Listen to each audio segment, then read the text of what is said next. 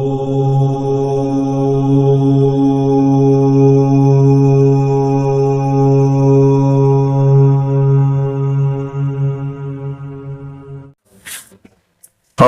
विश्वानुदेव सवितरुर्तानि परासु यद्भद्रं तन्नयासु।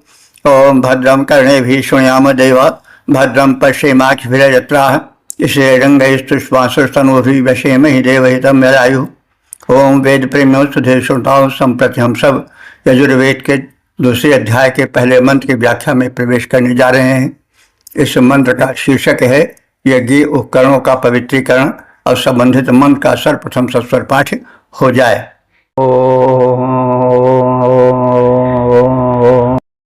कृष्णोऽसि याखरेष्ठो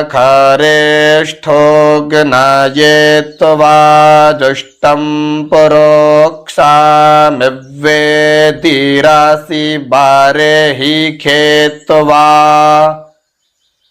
जुष्टां परोक्षामि वारेहि राशिसृग्भ्यस्त्वा जुष्टं परोक्षाम्यादित्ययै व्युन्दानामस्।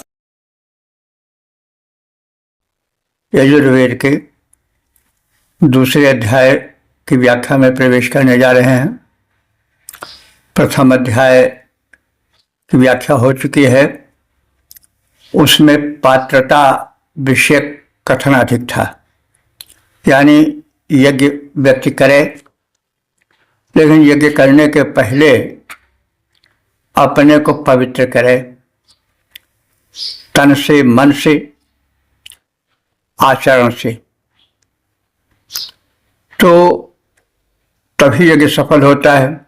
नहीं तो मुख में राम बगल में छुरी, कल यज्ञ रहे हैं और यज्ञ करने के साथ साथ किसी की जमीन को कब्जा करने की बातें सोच रहे हैं, ज़्यादा से ज़्यादा चढ़ावा कैसे हो यह सोच रहे हैं, तो यह मनस्थिति यज्ञीय कर्मों में अथवा यज्ञ में बाधा डालती। इसलिए जो प्रथम अध्याय था उसमें यज्ञ के प्रारंभ होने के पहले यज्ञीय मनस्थिति, यज्ञीय मनस्थिति क्या है? सत्य, सेवा, समर्पण आदि, बलिदान आदि, सत्य भाषण आदि। तो पहले इससे मनुष्य युक्त हो तब यज्ञ करे। और इस दूसरे अध्याय में कर्मकांड का प्रवेश सीधे हो रहा है।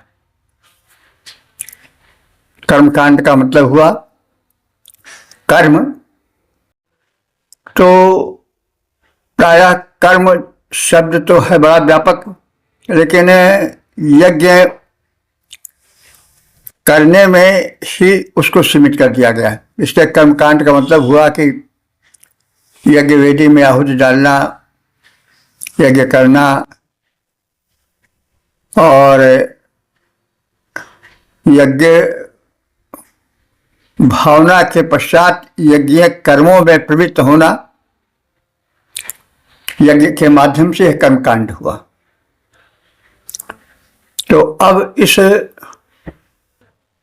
दूसरे अध्याय से कर्म कांड प्रारंभ होता है और यजुर्वेद के दूसरे अध्याय के पहले मंत्र में यज्ञीय उपकरणों के पवित्रीकरण का कथन है। यज्ञ के उपकरण यानी यज्ञ सामग्रियां क्या हैं? कुशा है, यज्ञ वेदी है और पात्र हैं भिन्न भिन्न जो यज्ञ प्रयोजन में काम आते हैं। तो पवित्रता परम आवश्यक है। पवित्रता ही मनुष्य को सफल, सुखी और एक स्वस्थ नागरिक बना सकती है। तन अपवित्र हुआ, मन अपवित्र हुआ वस्तुएं पवित्र हुई तो फिर जीवन सफल नहीं हो पाएगा। तो जो कार्य हम करें उससे संबंधित जो उपकरण हो, सामग्रियां हो, वे शुद्ध हो, पवित्र हो, तभी कार्य सिद्ध होगा। यज्ञ में इस पवित्रता की विशेष आवश्यकता है और इसलिए यज्ञ के पूर्व यज्ञ उपकरणों के, सामग्रियों के पवित्रीकरण का कथन किया गया है। हे यज्ञ उपकरणों, कृष्ण असि, तुम कृष्ण हो। कृष्ण का मतलब क्या हुआ? यहां पर कृष्ण भगवान नहीं, नाम तो जरूर कृष्ण का आया है, लेकिन कर्षत इति कृष्ण, जो कर्षित कर ले, आकर्षित करे, वही कृष्ण है। तो हे यज्ञ उपकरणों, तुम कृष्ण हो, आकर्षित करने वाले हो। कर्षत इति कृष्ण। और कैसे हो? आखरेष्ठ, आ धन ख धन रा धन था स्था, ये शब्द हैं इसमें, जिसका समग्र का अर्थ होता है स्वर्गप्रद कर्मों को सर्वथा स्थिर रखने वाला। तो तुम स्वर्गप्रद कर्मों में स्थिर रहते हो। स्वर्ग माने वह स्थान जहाँ सुख है, उसके दिलाने में तुम्हारा बड़ा योगदान रहता है। अग्नि जुष्टम, अग्नि क्रिया के लिए अर्थात यज्ञ के लिए, तो तुझको यानी तुम यज्ञ सामग्रियों को, उपकरणों को मैं प्रोक्षामि, प्रोक्षामि माने पवित्र करता हूं। देखिए प्रोक्षण शब्द है, इसी से पोषण बना है। आज कहते नहीं पोछा लगा लो, पोंछ दो, तो इसी प्रोक्षण से बना है। तो प्रोक्षामि माने पोंछता हूं यानी पवित्र करता हूं। हे यज्ञ उपकरणों, सामग्रियों, मैं तुमको प्रोक्षामि, पवित्र करता हूं। तुम हे वेदिका आसि, हे वेदिका, तुम वेदिका हो। वर्षे जुष्टम, और वर्षिष कहते हैं कुश को। वर्षिष कुश, कुश एक पवित्र घास है जिसका यज्ञ प्रयोजन में बड़ा महत्व होता है। आज भी कुश का प्रयोग पैंटी के रूप में और जल छिड़कने के रूप में होता है।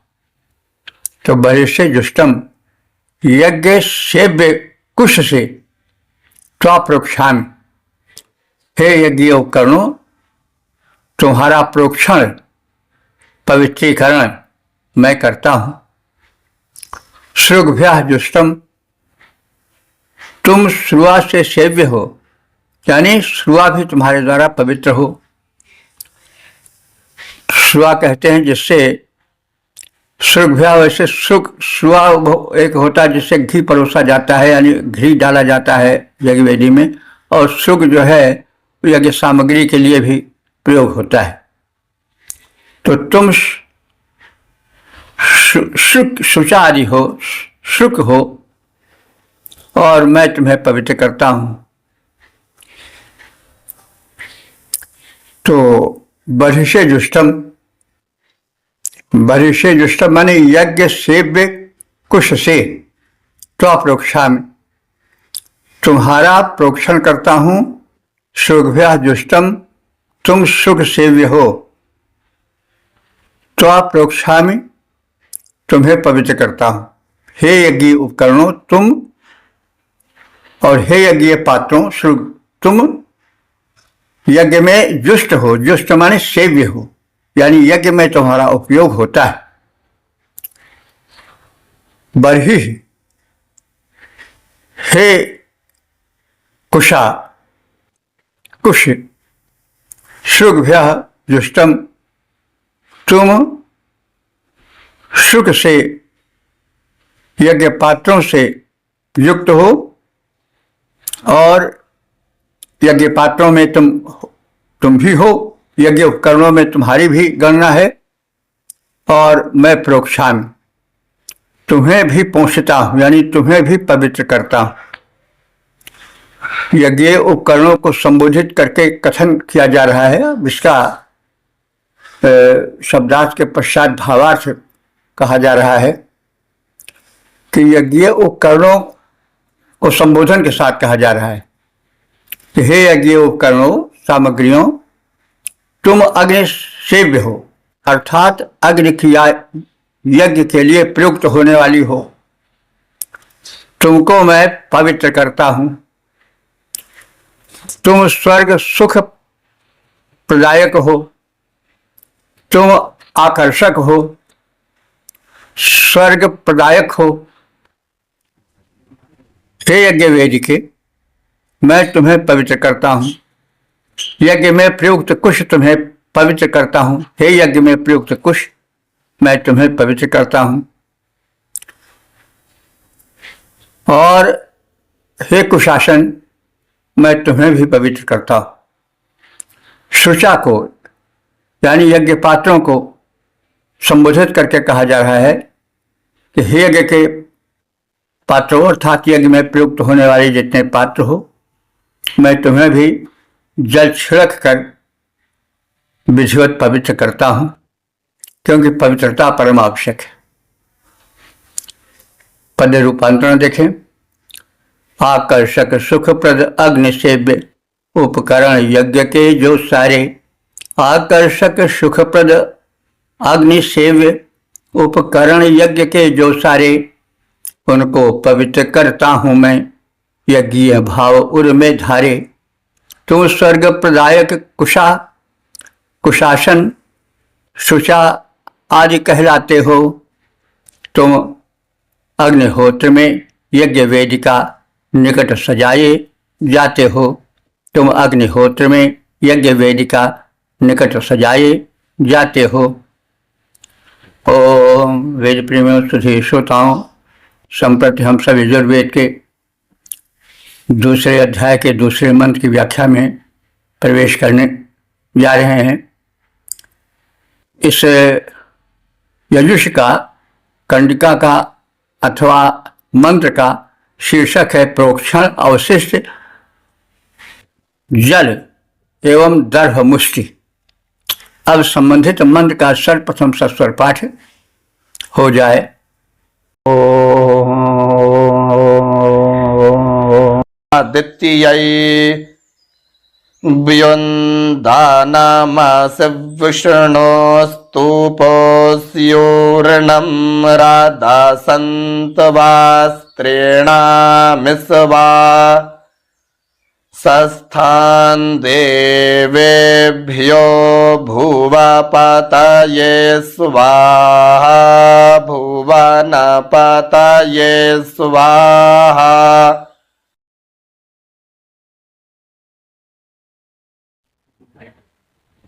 इस दूसरे मंत्र में पवित्रीकरण के पश्चात जो जल अवशिष्ट था उसको भूमि पर डालने का कथन है और उसको इस मंत्र के साथ डाला जाता है भूमि पर। तो हे प्रोक्षण, पवित्रीकरण के कार्य में लगे हुए अवशिष्ट जल आदित्य पृथ्वी के लिए, अदिति देव माता को भी कहते हैं और आदित्य पृथ्वी को भी कहते हैं, क्योंकि पृथ्वी खंडित नहीं है, वो अखंड है, वो कहीं बटी नहीं है। ये तो आदमियों ने बांटा है, हमको प्रभु ने बख्शी है बस एक ही धरती, हमने उसे भारत या ईरान बनाया, ये तो स्पष्ट है। तो धरती अखंड है, वो खंड नहीं है, खंड हमने बनाए। तो आदित्य माने आदित्य के लिए, अर्थात अखंडित भूमि के लिए, हे प्रोक्षण के उपरांत अवशिष्ट जल, मैं तुम्हें विषणम तुम्हें भूमि पर डालता हूं और तुम विच्छदनमसि, तुम सिंचन के कार्य में आओ। सिंचन कार्य मतलब जल से सिंचन होता है। सिंचन में जल की पवित्रता का आवश्यक है। यज्ञीय जल की सूक्ष्म शक्ति उस जल में मिले जो कि सिंचन के काम में आता है, जिससे वनस्पतियां सिंचित होती हैं, अन्न देती हैं, फल देती हैं, फूल देती हैं। तो यह कामना की जा रही है कि हे यज्ञ उपकरणों के प्रोक्षण के उपरांत अवशिष्ट जल, तुम इस अखंड भूमंडल में उपजने वाली वनस्पतियों के हित में कार्य आओ और तुम धरती में समा जाओ और सूक्ष्म रूप से तुम्हारी शक्ति कथित कार्य में लगे। और हे दर्भ मुष्टि, हे कुश की मूठ, देवेभ्य देवों के लिए मैं तुम्हें प्रयोग करता हूं। ऊर्णम प्रदशम, जैसे ऊन कोमल होता है वैसे तुम कोमल हो जाओ।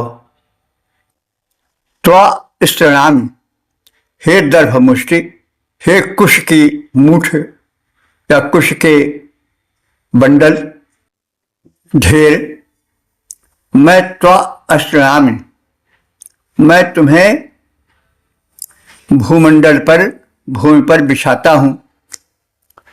तो कुश को बिछाना या कुश से बनी हुई चटाई आदि को बिछाना, यज्ञ भूमि पर कुश से निर्मित चटाई आदि को बिछाया जाता था। कुश को पवित्र घास माना जाता है। कुश का यज्ञीय प्रयोजन बड़े महत्वपूर्ण ढंग से, उपयोगी ढंग से किया जाता है।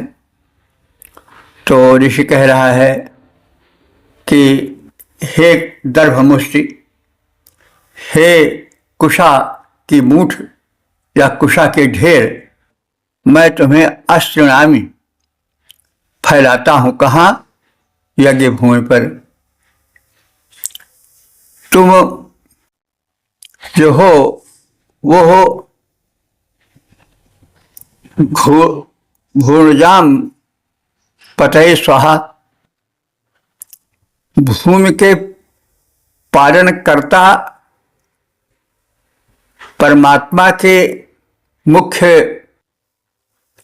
उपकार हो, मुख्य प्रदत्त वस्तु हो। तो भूतानाम पतये, जो प्राणियों के स्वामी हैं, परमात्मा हैं, उनके लिए मैं तुम्हें स्वाहा, भूतानाम पतये स्वाहा, भूमि के पालन कर्ता, भुवन के स्वामी, उन परमात्मा के लिए स्वाहा पूर्वक समर्पण करता हूं। तो कोई वस्तु हो तो उसे स्वाहा पूर्वक समर्पित करना चाहिए। इसलिए यज्ञ में स्वाहा का बड़ा महत्व है। हर समर्पण के साथ स्वाहा कहा जाता है। देवता का नाम लिया जाता है, फिर स्वाहा। स्वाहा का अर्थ होता है कि स्व माने अपना, हो माने त्याग, अपनेपन का त्याग। तो मनुष्य में लोभ वृत्ति बहुत होती है। वह वस्तु को त्यागने में बड़ा कृपण हो जाता है। जिस वस्तु को वह एकत्र करता है, सजाता संवारता है, संचित करता है उसे छोड़ने में उसे कष्ट होता है।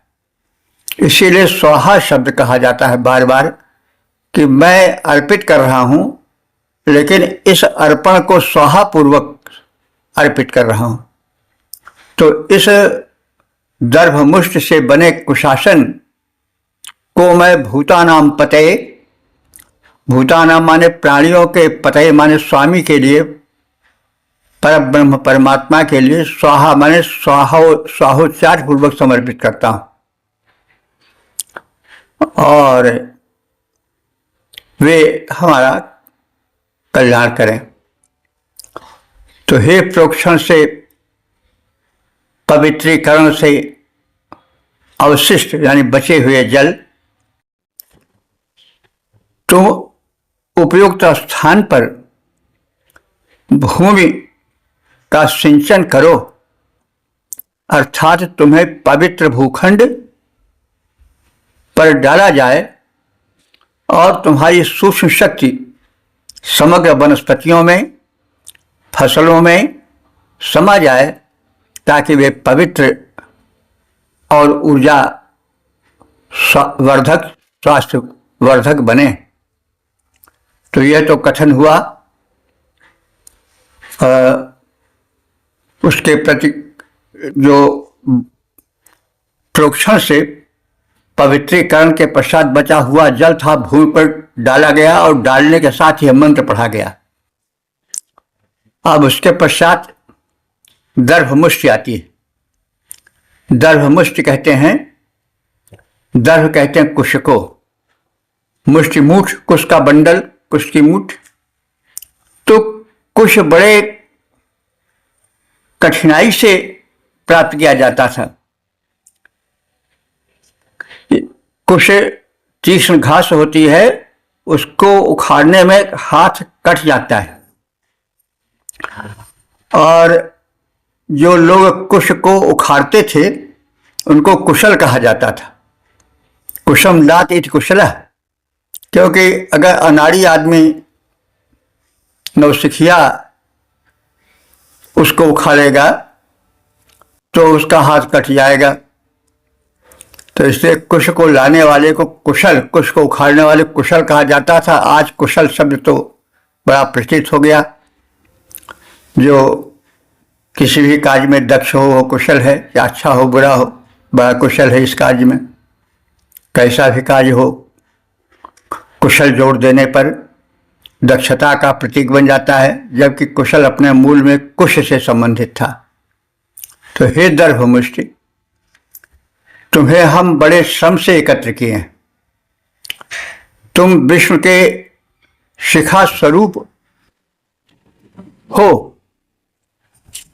जैसे शिखा होती नहीं चोटी, तो चोटी मोटी होती है और जो दर्भमुष्टि है, दर्भ की कुश की मूठ है, वो फैली हुई वैसे दिखाई पड़ती है जैसे किसी की लंबी चोटी फैली हो।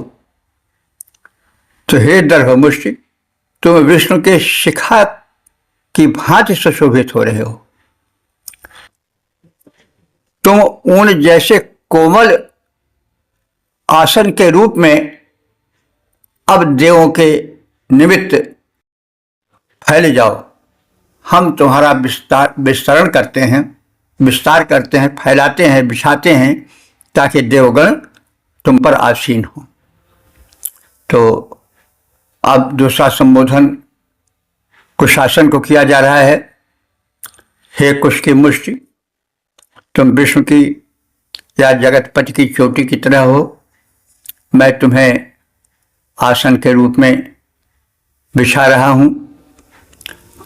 हे याजकों, भूमि के पालनकर्ता, भुवनों के स्वामी और प्राणियों के रखवाले परमात्मा के निमित्त अब सर्वस्व समर्पण करो।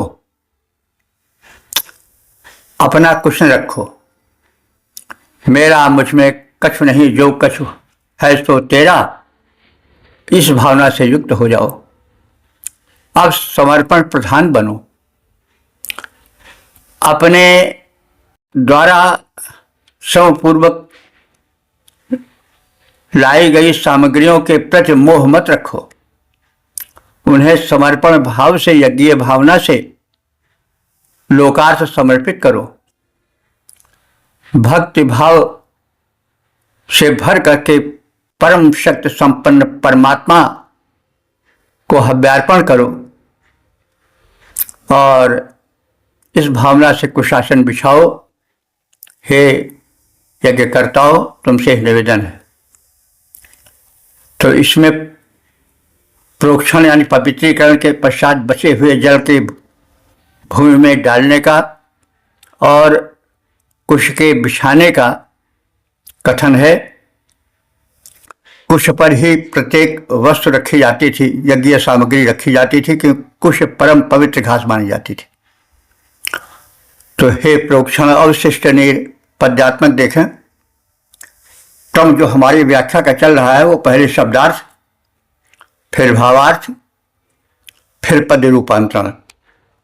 तो पद रूपांतरण देखें। हे प्रोक्षण अवशिष्ट नीर उपयुक्त भूमि सिंचन कर दो। हे प्रोक्षण अवशिष्ट नीर उपयुक्त भूमि सिंचन कर दो। हे दर्भ मुष्टि तुम विष्णु शिखा सम पुंजित हो, शोभा भर दो। हे दर्भ मुष्टि तुम विष्णु शिखा सम पुंजित हो, शोभा भर दो। फैलाते हैं तुमको देवों के आसन बन, शोभा पाओ। फैलाते हैं तुमको तुम देवों के आसन बन, शोभा पाओ। हे याजक सर्वेश्वर प्रभु को आहुति अर्पित कर सुख पाओ, साहोच्चारण कर सुख पाओ। ओम वेद प्रेमियों, सुधी श्रोताओं, संप्रति हम सब यजुर्वेद के दूसरे अध्याय के तीसरे मंत्र की व्याख्या में प्रवेश करने जा रहे हैं। मंत्र का शीर्षक है यज्ञशाला की परिधियां। अब संबंधित मंत्र का सर्वप्रथम सस्वर पाठ हो जाए।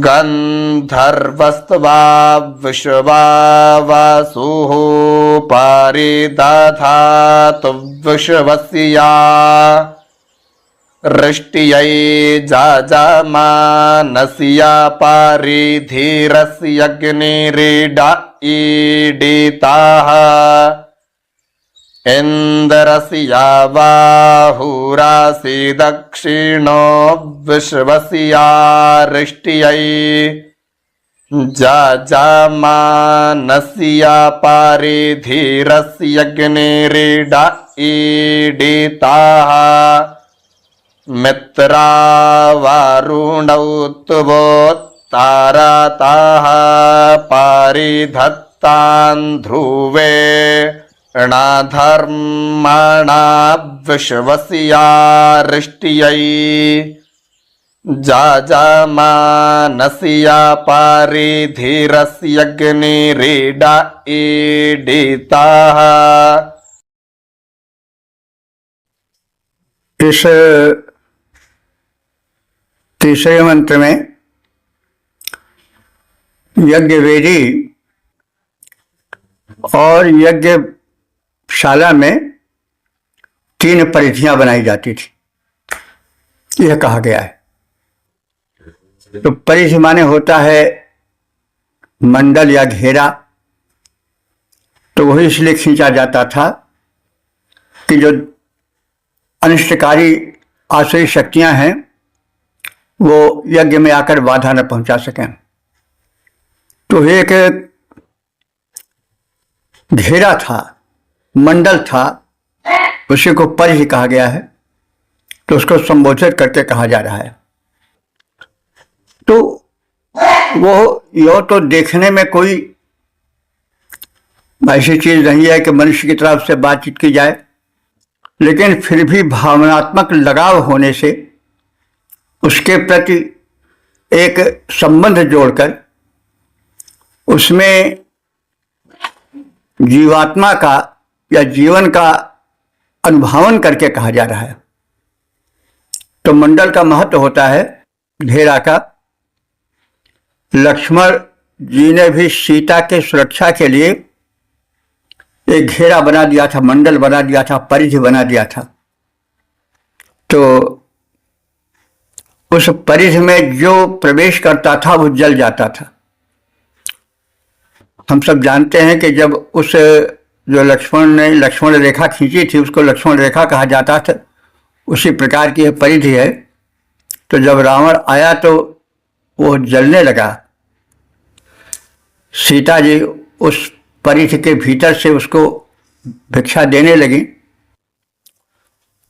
क्योंकि लक्ष्मण ने कहा था कि आप इस सीमा रेखा को नहीं पार कीजिएगा, क्योंकि उसके पश्चात कोई आसुरी शक्ति तुम पर आक्रमण कर सकती है, अनिष्ट पहुंचा सकती है। तो सीता ने उस परिधि को जब पार किया तो जो हुआ वो सब जानते हैं। तो ऐसे कोई आसुरी शक्तियां, दानवीय शक्तियां, राक्षसी शक्तियां यज्ञ भूमि पर यज्ञशाला में आकर के बाधा न पहुंचा सकें स्थूल या सूक्ष्म रूप में, इसलिए 3 परिधि खींच दी जाती थी, यज्ञ वेदी और यज्ञशाला में। तो उनमें एक शक्ति आ जाती थी और शक्ति को नमन करके उनसे निवेदन किया जा रहा है कि इस प्रकार से इस यजुष में या मंत्र में या कंडिका में अनिष्ट निवारण के लिए यज्ञ कुंड एवं यज्ञशाला में खचित 3 परिधियों को लक्षित करके कहा जा रहा है। पर पहले प्रथम परिधि को संबोधित किया जा रहा है। हे प्रथम परिधि, ईडे मैं तुम्हारी स्तुति करता हूं। ईदिता क्योंकि तुम अस्तुत्य हो। यजमानस्य परिनिष्ठ, यजमान की सुरक्षा करो। विश्वावसु गंधर्व, विश्वावसु नाम का गंधर्व त्वाप परिदधातु, तुझे चारों ओर से धारण करे अर्थात संभाले, तुम्हारी रक्षा करे। तो यह तो प्रथम परिधि को संबोधित करके कहा गया। दूसरी परिधि को संबोधित करके कहा जा रहा है कि हे द्वितीय परिधि, इंद्र से दक्षिण बाहु वसी, तो इंद्र की दाहिनी भुजा ज्यादा सशक्त होती है, नहीं बाएं की अपेक्षा कर्म दक्ष होती है। तो तुम इंद्र की दक्षिण भुजा हो। मित्रा वरुणो, मित्र और वरुण देव ध्रुवेण धर्मणा, ध्रुव धर्म द्वारा तुम्हारी श्रीवृद्धि करें। और तीसरी परिधि से कहा जा रहा है कि हे परिधि, तुम जो हो वो यजमानों की रक्षा करो और तुम अनिष्ट निवारण करो। तो इस मंत्र में खचित 3 परिधियों, मंडलों या घेरों को लक्षित करके कहा जा रहा है। प्रथम परिधि से यह निवेदन है कि हे परिधि, तुम याजकों के अनिष्ट निवारण कर उनकी रक्षा करने वाली हो। विश्वावसु नामधारी गंधर्व चारों ओर से तुम्हारी रक्षा करे। हे परिधे, तुम यजमान की रक्षा करो। दूसरी परिधि, हे द्वितीय परिधि, तुम याजक की रक्षक तुम याजक की रक्षक इंद्र की दक्षिण भुजा हो। तीसरी परिधि से कहा जा रहा है कि हे यजमान की रक्षक तृतीय परिधि, तुम मित्रा वरुण धर्म पूर्वक अति उत्तम साधनों से धारण करने वाली या धारण की गई हो, यानी तुम मित्रा वरुण धर्म पूर्वक अति उत्तम साधनों से धारण करने वाले हैं, वे तुम्हें संभालें। हे तृतीय परिधि, मित्रा वरुण तुम्हें संभालें। तुम यज्ञ को संभालो, मित्रा वरुण तुम्हें संभालें। इस प्रकार परिधियां प्रतीक रूप में खींची जाती थीं, जो निर्दिष्ट संदेश देती थीं। यज्ञ की सुरक्षा कवच के रूप में उन्हें माना जाता था। यज्ञ में 3 परिधियां खींची जाती, 3 परिधियां खींची जाती, करें अनिष्ट निवारण, यज्ञ कार्य में विघ्न न आए। उन तीनों के कारण विविध कथित देवता उन सबों के रक्षक बन कर आए। साज संभाल करें रक्षा, साज संभाल करें रक्षारत, सफल यज्ञ कर जाएं। ओम वेद प्रेमियों सुधे श्रोताओं, संप्रति हम सब यजुर्वेद के दूसरे अध्याय के चौथे मंत्र की व्याख्या में प्रवेश करने जा रहे हैं। मंत्र का शीर्षक है यज्ञाग्नि का प्रज्वलन। अब संबंधित यजुष का मंत्र का या कंडिका का सर्वप्रथम सस्वर पाठ हो जाए।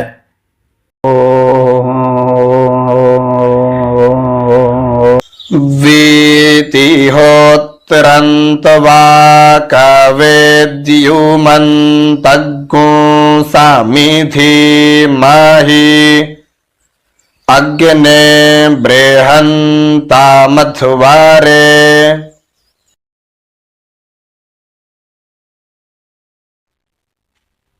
इस चौथे यजुष या मंत्र में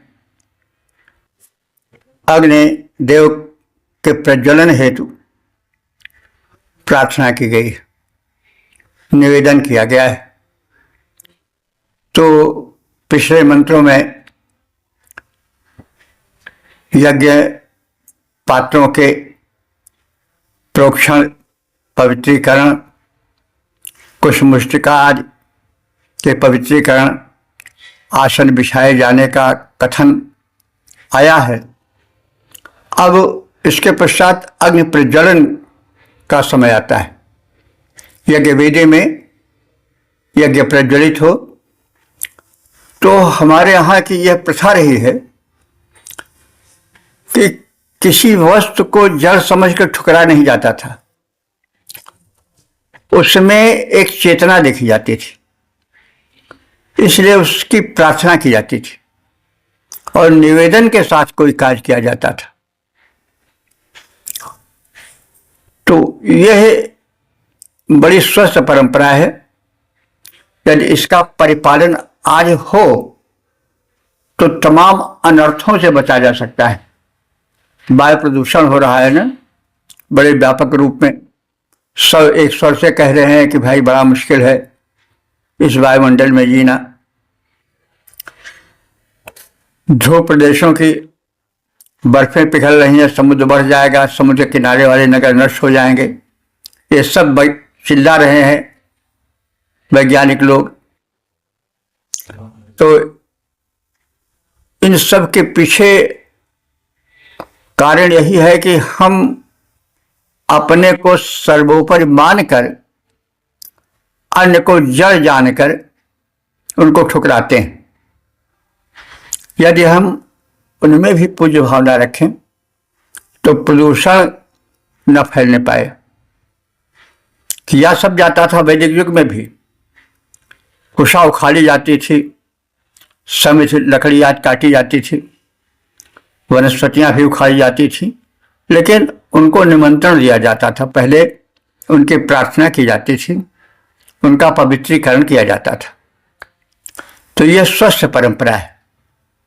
यदि वैदिक परंपरा स्थिर कर दी जाए, उसकी पुनरावृत्ति हो जाए, पुनरानयन हो जाए, तो तमाम अनर्थों से जिनसे आज युग चिंतित है, उनसे मुक्ति मिल सकती है।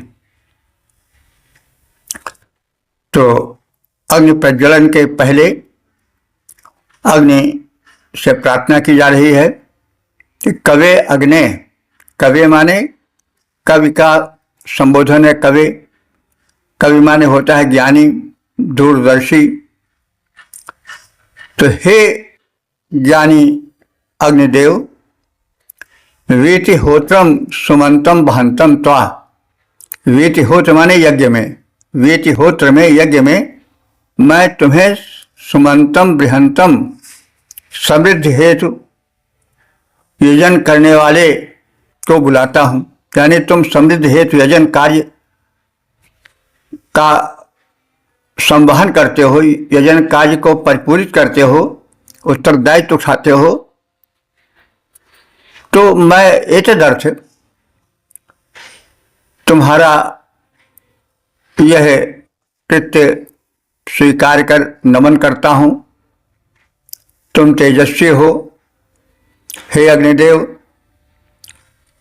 तुम अध्वर्य हमारे इस हिंसा रहित यज्ञ में,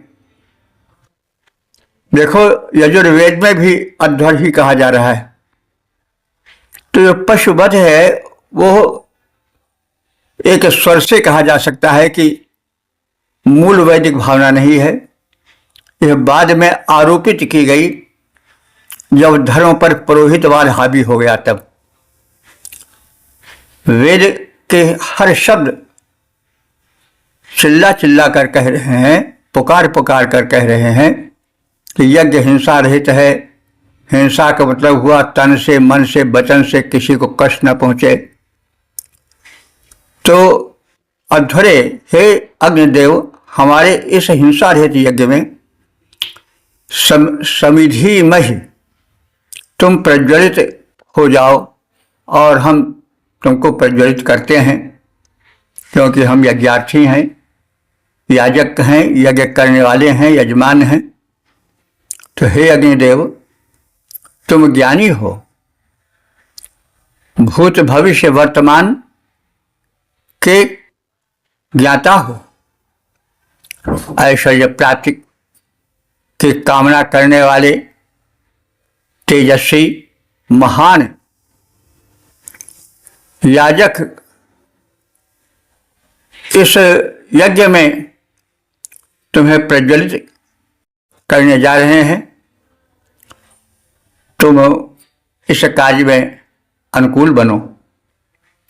हे अग्नि परम ज्ञानी महान, हे अग्नि परम ज्ञानी महान, तीनों कालों के ज्ञाता हो, जीवन के रक्षक, ज्योतिवंत, यज्ञों के कुशल विधाता हो। ऐश्वर्य तेज की प्राप्ति हेतु विद्वज्जन तुमको ध्याते हैं। ऐश्वर्य तेज की प्राप्ति हेतु विद्वज्जन तुमको ध्याते हैं। प्रज्वलित तुम्हें करते निज जीवन यज्ञ को सफल बनाते हैं। ओम वेद प्रेमियों, सुधे श्रोताओं, संप्रति हम सब यजुर्वेद के दूसरे अध्याय के 5वें मंत्र की व्याख्या में प्रवेश करने जा रहे हैं। मंत्र का शीर्षक है समिध एवं कुश। अब संबंधित मंत्र का सर्वप्रथम सस्वर पाठ हो जाए।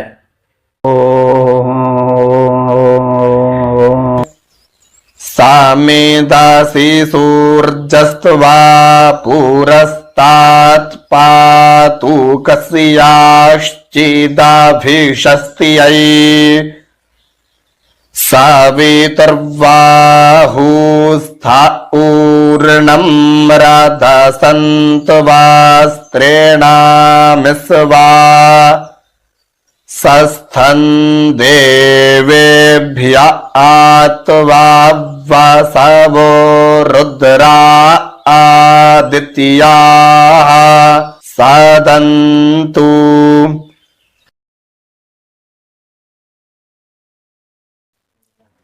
इस पांचवें मंत्र अथवा यजुष में समिधा एवं कुशा के याज्ञिक प्रयोग पर प्रकाश डालते हुए उन्हें संबोधित करके निवेदन किया जा रहा है कि हे समिधे, तुम अग्नि को प्रदीप्त करने वाली हो। समित आशी, तुम समिधा हो, अग्नि को प्रदीप्त करने वाली हो। समिधा को हम सब जानते हैं, काष्ठ आदि जिनसे अग्नि प्रदीप्त होती है उसको समिधा कहा जाता है। समिध, काष्ठ आदि। तो हे समिध, तुम अग्नि को प्रदीप्त करने वाली हो, तुम्हारे ही माध्यम से अग्नि में प्रज्वलन होता है और हम तुम्हें कश्चित माने किसी प्रकार के अविश्वस्तव अभिशाप से रक्षा करता हूं। सूर्य पुरस्तात् पातु, सूर्य तुम्हें आगे बढ़ करके रक्षा करे। यानी समिध जो है उसमें यदि नमी रहेगी, यदि कीट आदि रहेंगे तो प्रज्वलन में भी कठिनता होगी और कीट आदि रहे उसमें फफूंद आदि लग गई तो अपवित्र भी हो जाती है वह समिध, और समिध अपवित्र हुई तो यज्ञ में भी अपवित्र आ गई और अपवित्रता घातक होती है हर क्षेत्र में। तो हे समिध, हे अग्नि प्रज्वलन के साधन स्वरूप काष्ठ आदि, तुम जो हो वो सुरक्षित रहो और तुमको सूर्य पुरस्तात् पातु, सूर्य की किरणें आगे बढ़ करके रक्षा करें। यानी सूर्य की किरणों से, उसकी प्रज्वलन से जो काष्ठ आदि में गीलापन नमी रहती है या उसके कारण कीट आदि प्रविष्ट हो जाते हैं, उन सब का वर्जन होता है। तो इसलिए सूर्य की किरणों के ताप से मैं तुम्हें रक्षित करता हूं, सूर्य देवता तुम्हारी रक्षा करें। इसके साथ साथ हे तृणयुगल, हे कुशाद्वय, सवितुः बाहुस्थ, तुम सविता देव की भुजाएं हो।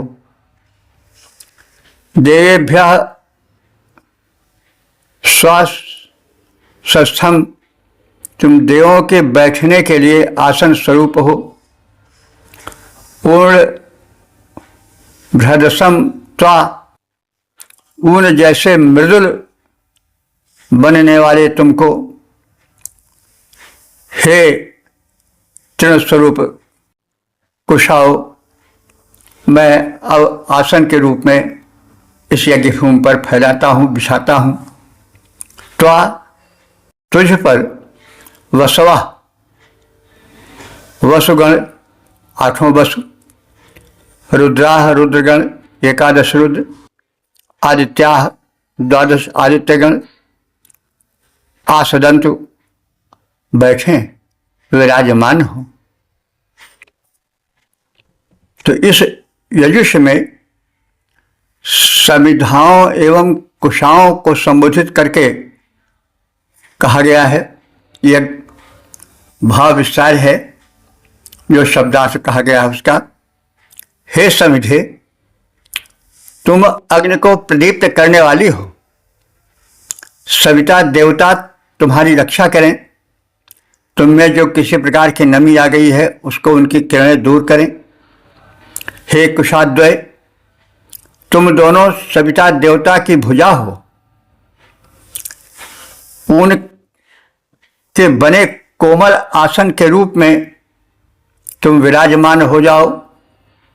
देवताओं के सुखपूर्वक बैठने के लिए हम तुम्हारा विस्तार करते हैं, तुम्हें बिछाते हैं, फैलाते हैं। तुम पर वसुगण, रुद्रगण, आदित्यगण विराजमान हो जाएं। हे समिधे, तुम से प्रदीप्त होते पावक द्युतिधारी, हे समिधे, तुमसे प्रदीप्त होते पावक द्युतिधारी, तेजस्वी सविता जीवन प्रद रक्षा करें तुम्हारी। हे दर्भमुष्टि, सविता के भुज ज्यों आसन तुम्हें बिछाएं। हे दर्भमुष्टि, सविता के भुज आसन ज्यों तुम्हें बिछाएं। वसुगण, रुद्र, मरुदगण तुम पर बैठें और सुख पाएं।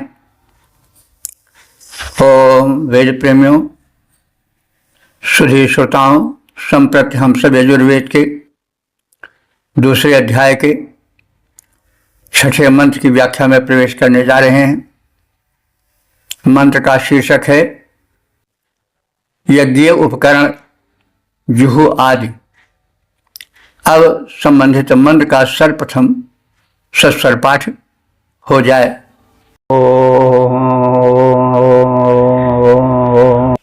घ्रेताचियासि जुहुर्नाम्ना सेदं प्रियेण धाम्ना प्रियज्ञो सदा आसीदाघ्रेताचियस्युपभृन्नाम्ना से दं प्रियेण धाम्ना प्रियज्ञो सदा आसी दाघ्रेताचियासिध्रुवा नाम्ना सेदं प्रियेण धाम्ना प्रियज्ञो सदा आसीद प्रियेण धाम्ना प्रियज्ञो सदा आसीद ध्रुवा आसादन् रेतस्याजो नौता विष्णो पाहि पाहि जज्ञं पाहि जज्ञा पातिं पाहि मान जज्ञन्यं मा। इस छठे मंत्र में अथवा यजुष में यज्ञ परोसने के 3 पात्र जिनको जुहू, उपभृत और धुआ कहा जाता था, उनसे निवेदन है,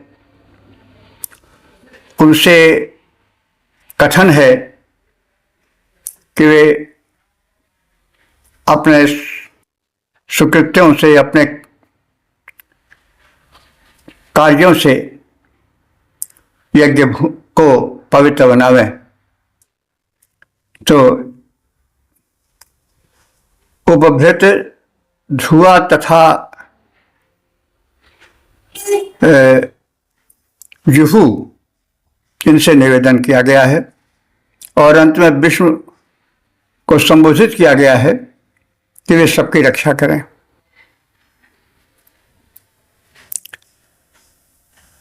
आप आज यज्ञों में सुआ का नाम सुनते हैं या सामान्य हवन होते तो भी सुआ का नाम आता है।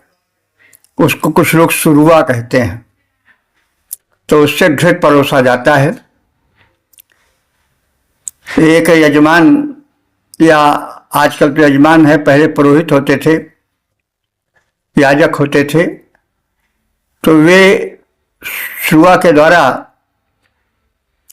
घृत परोसते थे और आहुति स्वाहा के साथ अलग से डाली जाती थी। तो यज्ञ वेदी में जुहू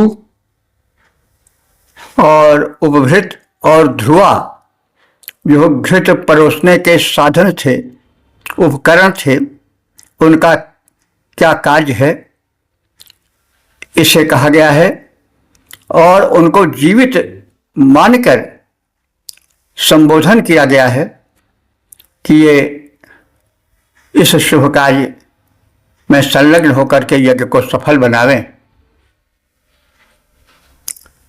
तो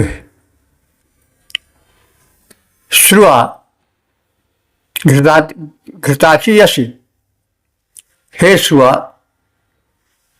तुम घृत परोसने वाली हो। तो जुहू जो है, जुहोति घृतम इत जुहू, जो घृत को अग्नि में परोसे, अग्नि को प्रदान करे, वो जुहू है। तो जुहू को संबोधित करते हुए कहा जा रहा है कि तुम घृताची यशी, घी परोसने वाली, यज्ञ कुंड में घृत डालने वाली हो, तुम्हारा नाम जुहू है। तुम धामना, घर के अथवा तेज के साथ पूरा सहयोग करो इस यज्ञ में, सदाहमान यज्ञ स्थल में। और हे ध्रुवा नामक सामग्री, उपकरण, तुम यहां पर विराजमान हो, इस कुशासन पर बैठो।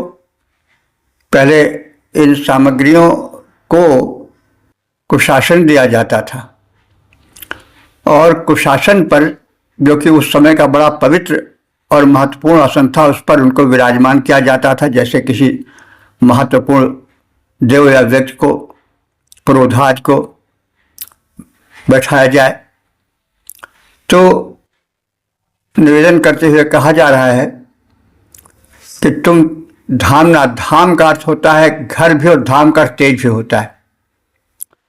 तुम इस स्थान पर तेज के साथ जो है वो यज्ञस्थल पर बैठो, कुशासन पर आसन ग्रहण करो। ध्रुवा नामना, हे ध्रुवा नाम वाली घृत परोसने वाली सामग्री, तुम भी आसीन हो। और ध्रुवा असदन, स्थिर होकर बैठो। और ऋतस्य यौनो, तुम यज्ञ के स्थान में कुशासन पर विराजमान हो जाओ। इसके पश्चात विष्णु से निवेदन किया जा रहा है कि विष्णु, हे विष्णुदेव, ताह पाह, तुम उन सब की, यानी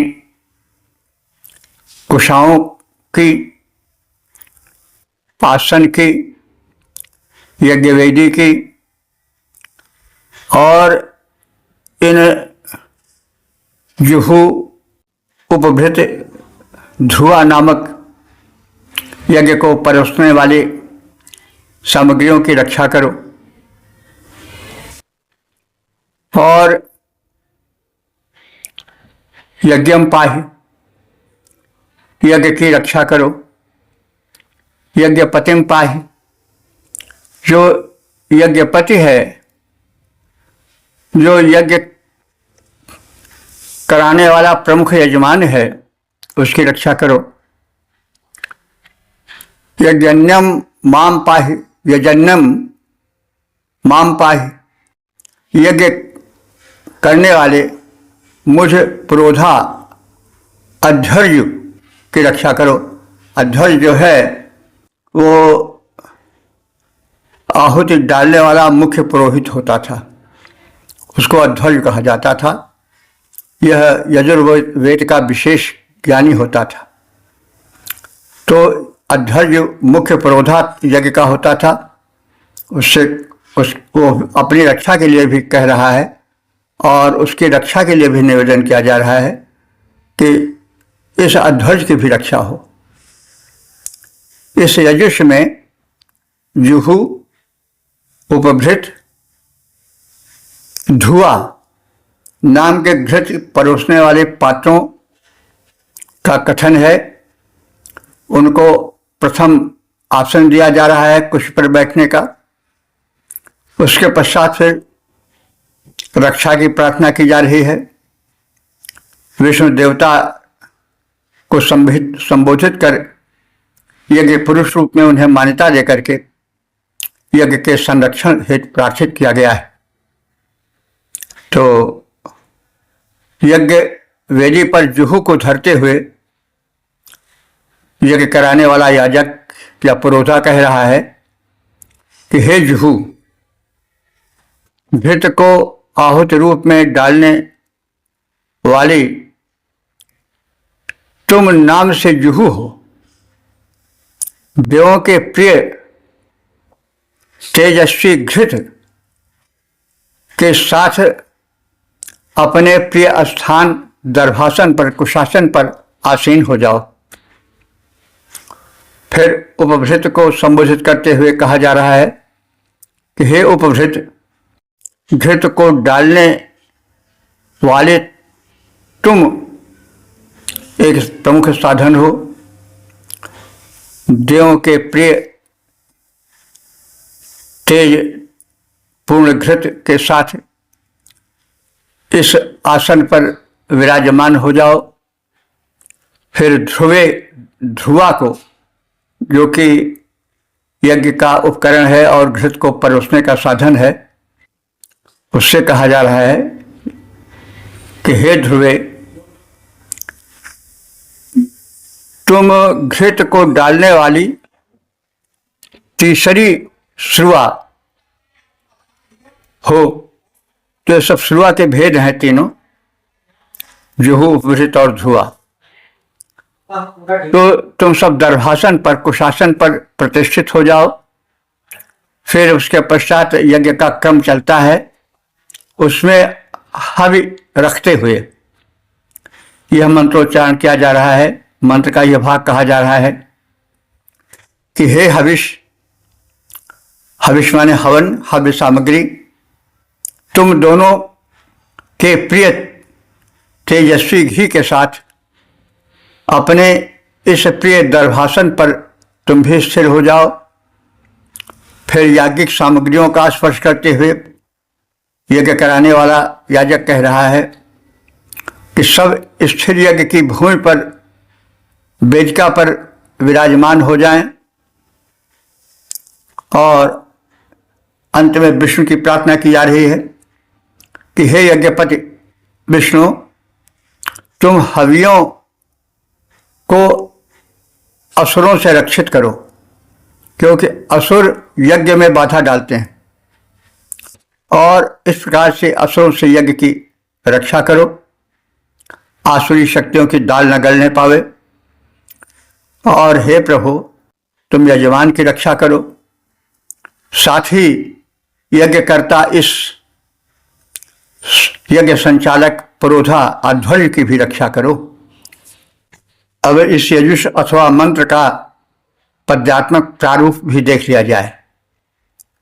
जुहू ध्रुवा उपभृत सकल यज्ञोपकरण महान, जुहू ध्रुवा उपभृत सकल यज्ञोपकरण महान, घृत आहुति इनसे करें याजक वृंद सुजान।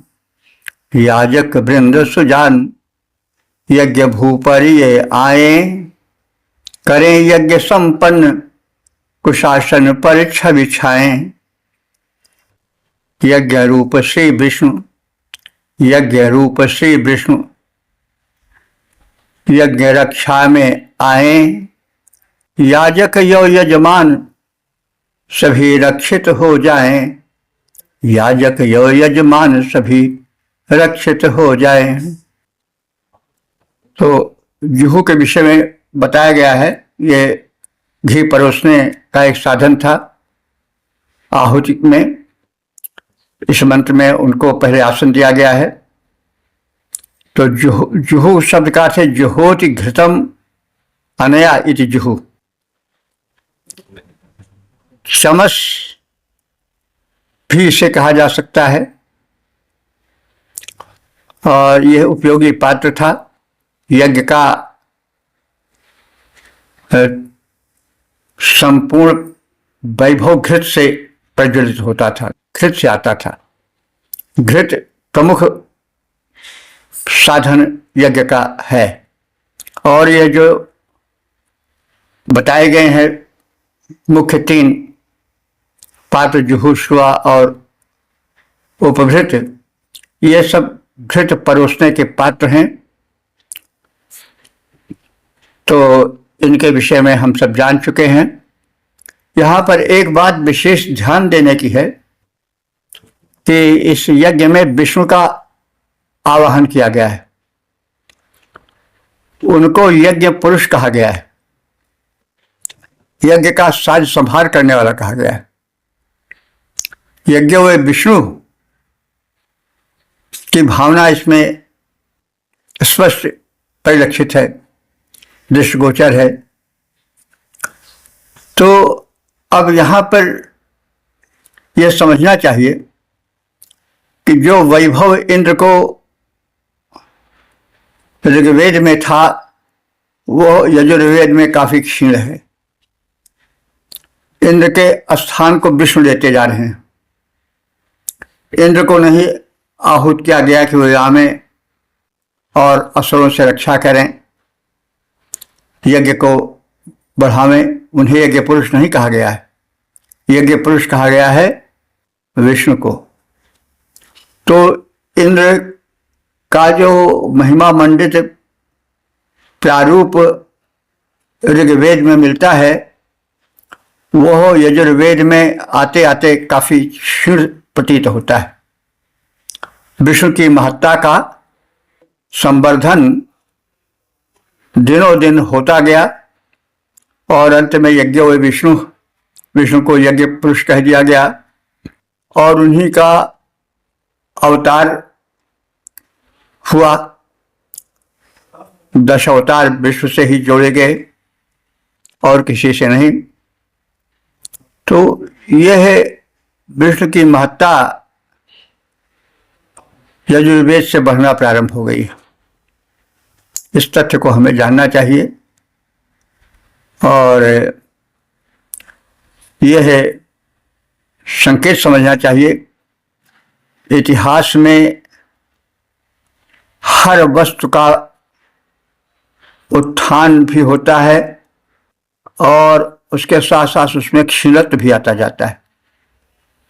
संसार में कोई वस्तु, कोई मान्यता सदा के लिए नहीं स्थिर रह पाती है और जो ये पूजा पद्धतियां हैं, जो देव पूजन है, ये सब समय समय पर बदलते रहते हैं और अपने अपने अनुसार अपने युग के सफल देव बन जाते हैं। जैसा हम देखते हैं इस समय हनुमान जी की बड़ी महिमा है, सब लोग उनकी कृपा कटाक्ष से प्रभावित हैं। देवी जी की भी बहुत महिमा है, नवरात्र व्रत उनसे ही जोड़कर देखा जाता है। राम कृष्ण आदि छाए हुए हैं, वे सब उसी परंपरा से जुड़े हैं जो ऋग्वेद से चली है।